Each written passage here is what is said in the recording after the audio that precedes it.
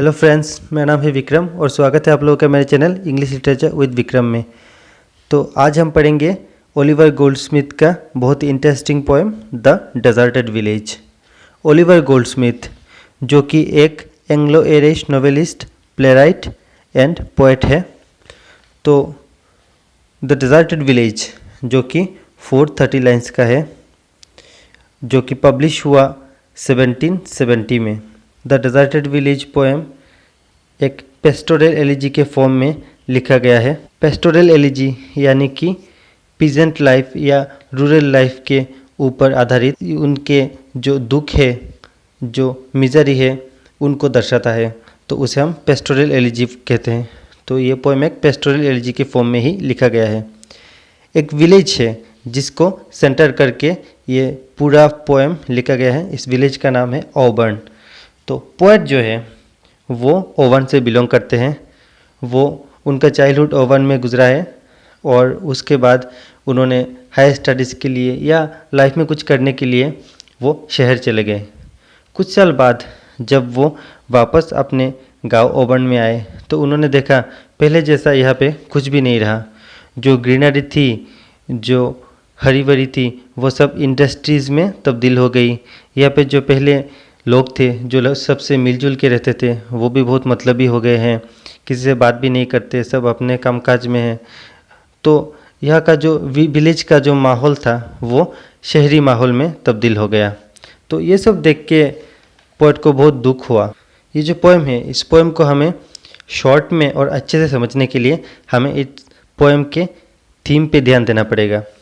तो ये जो पोएम है, ये पूरा पोएम हीरोइक कपलेट में लिखा गया है। हीरोइक कपलेट यानी कि एक लाइन का लास्ट का जो वर्ड होता है, सेकंड लाइन का लास्ट वर्ड उसका राइम होता है, तो इसे हम हीरोइक कपलेट बोलते हैं। पोएम में यही दिखाया गया है कि जे कैसे गांव में इंडस्ट्रियल रिवॉल्यूशन का इम्पैक्ट पड़ा है, कैसे ग्रीनरीज को हटा के बड़े बड़े इंडस्ट्रीज बने हैं, लोगों की ज़िंदगियाँ कैसे बदली है, कैसे गांव में शहर का वातावरण आ गया है, ये सब को दिखाया गया है। तो इस पूरे पोएम में पोएट ने अमीर लोगों को ब्लेम किया है, उनको दोष दिया है कि उन्होंने सारे ग्रीनरीज को हटाया है। क्योंकि ये बड़े बड़े लोग क्या करते हैं, ये ज़मीन वगैरह, बड़े बड़े जो ज़मीन है वो सब खरीद लेते हैं और अपने शो ऑफ के लिए वहाँ पे अपना पैलेस बना देते हैं या बिल्डिंग बना देते हैं या कोई भी एक फैक्ट्री बना देते हैं जो कि ग्रीनरीज को हटा देता है। क्योंकि अगर एक फील्ड में क्रॉप्स का खेती हुआ, अगर कोई एक फील्ड में कोई भी किसी ने सब्जी एक उगाई, तो वो नेचर के साथ कनेक्टेड रहता है, वो जगह नेचर के साथ कनेक्ट हो जाता है। लेकिन यहाँ पे क्या, अगर एक जगह पे इंडस्ट्रीज़ बनेगी तो वहाँ का वातावरण भी चेंज हो, शहर की तरह हो जाएगा, वहाँ पे पोल्यूशन आएगा। तो इसीलिए इसका जिम्मेदार पोएट ने अमीर लोगों को ठहराया है। और उसके बाद उन्होंने लोगों को सेल्फिश कहा है कि अमीर लोग अपने स्वार्थ के लिए, अपने मतलब के लिए बड़े बड़े ज़मीन खरीद लेते हैं, गांव के वातावरण को शहरी वातावरण में परिवर्तित कर देते हैं।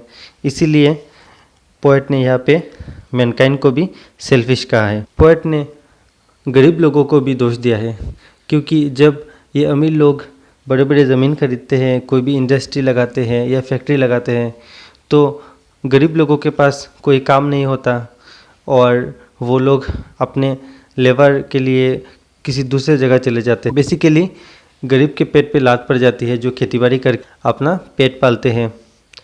तो पोएट ने उन गरीब लोगों को भी दोष दिया है कि आप लोग अपनी जगह से ना जाए, किसी दूसरे जगह जाकर कुछ ना करे, अपने ही जगह रहे। खेतीबाड़ी के अलावा भी और बहुत सारे काम है, फैक्ट्रीज़ में भी काम कर सकते हैं। लेकिन यहाँ पे इस पोएम में दिखाया गया है कि जब भी इस गांव का वातावरण बड़े लोगों की वजह से चेंज हुआ है, तो यहाँ पे गरीब लोग भी यहाँ से चले गए हैं दूसरी जगह अपने काम ढूंढने के लिए। उसके बाद उन्होंने इस गांव की ब्यूटी को एक यंग लेडी के साथ तुलना किया है। एक जब लड़की यंग होती है तब वो बहुत हरी भरी और खूबसूरत रहती है, लेकिन उसके बाद जब धीरे धीरे उसकी उम्र होती है तो उसकी ब्यूटी धीरे धीरे फेड हो जाती है। तो इस गांव को पोएट ने एक लेडी के साथ तुलना किया है और यही दर्शाया है कि इस गांव की खूबसूरती भी पहले अच्छी थी और धीरे धीरे फेड हो गई है।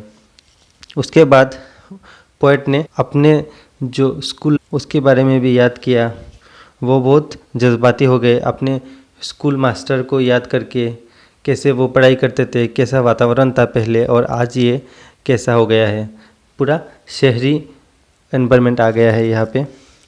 उसके बाद लास्ट में उन्होंने बहुत सैड फील करके अपना होप जताया, आशा जताया कि जो लोग इंडस्ट्रियल रिवॉल्यूशन की वजह से यहाँ से चले गए थे, कामकाज ना पाने की वजह से चले गए थे, वो लोग फिर से एक दिन वापस आएंगे। पहले जैसा एनवायरनमेंट जो ओबर्न में पोएट के चाइल्डहुड के टाइम पे था वो फिर से होगा, यहाँ का एनवायरनमेंट फिर से होगा। तो इसी होप के साथ ये पोएम ख़त्म हो जाता है।